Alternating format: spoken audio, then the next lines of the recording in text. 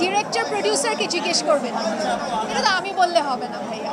আর শাকিব ভাইয়ের ফিল্মের গানের ক্ষেত্রে যেটা হয় যে ওখানে অবশ্যই গানটা খুবই ইম্পর্ট্যান্ট। একটা সুন্দর গান থাকা মানে সেই ফিল্মের প্রচারের জন্য অনেক ভালো লাগা।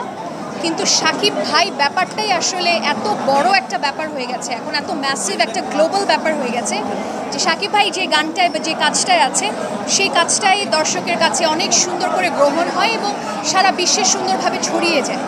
তো এটা একজন শিল্পী হিসেবে অনেক ভালো লাগার এবং অনেক আনন্দের। দরদের গান দরদের মতন করেই সারা বিশ্বে ছড়িয়ে যাবে এবং যত বাঙালি এবং অবাঙালি আছে সবার হৃদয়ে ছুঁয়ে যাবে দরদের গান, কারণ গানের তো আসলে ল্যাঙ্গুয়েজ কোনো বাধা না।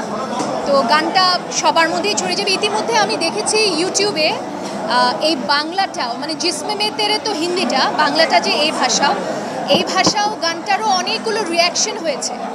ইভেন ওরে পাগল মন সেটারও ইন্ডিয়ান পাকিস্তানিরা অনেক রিয়াকশন দিয়েছে। তার মানে গানটা বাংলাদেশের গণ্ডি পেরিয়ে নন বেঙ্গলিদের কাছে গিয়েছে, এটা খুবই ভালো লাগার ব্যাপার। তো দরদের গান ওর নিজের ক্রেডিটেই এগিয়ে যাবে, সবার মাঝে ছড়িয়ে যাবে, এটাই আশা করছি। আমার কাজের রিয়াকশন যখন সুন্দর রিয়াকশন আসে বা পজিটিভ রিয়াকশন আসে খুবই ভালো লাগে। কিন্তু যেটা আমি একটু আগে বললাম যে পজিটিভ কিংবা নেগেটিভ যে কোনো রিয়াকশনই আসলে মাথায় নেওয়া যাবে না, কারণ তাহলে আমি আর গ্রো করব না। আমার তো আমি এখনও যে গান চর্চা করছি, শিখছি, গাইছি, এটা প্রশংসাতেই থেমে থাকবে না কিংবা কারো সমালোচনায়ও থেমে থাকবে না। গান গানের মতো চলতে থাকবে, যতদিন শ্রোতারা চাইবে আমি গাইতে থাকবো।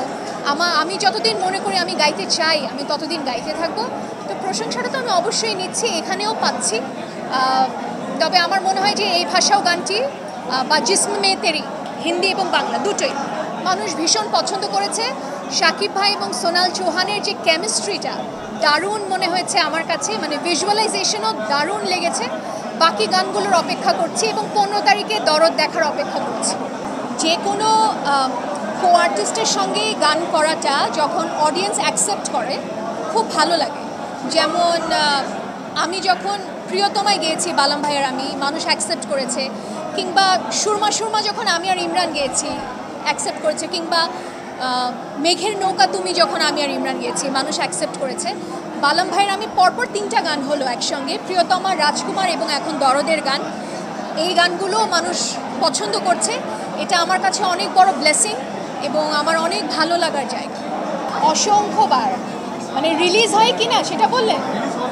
হ্যাঁ, অসংখ্যবার একটা গান রিলিজের আগে এবং পরে গাওয়ার পর অসংখ্যবার শুনি এবং আমি যতবার শুনি ততবার মনে হয় যে আবার গাইলে আরেকটু বেটার হতো।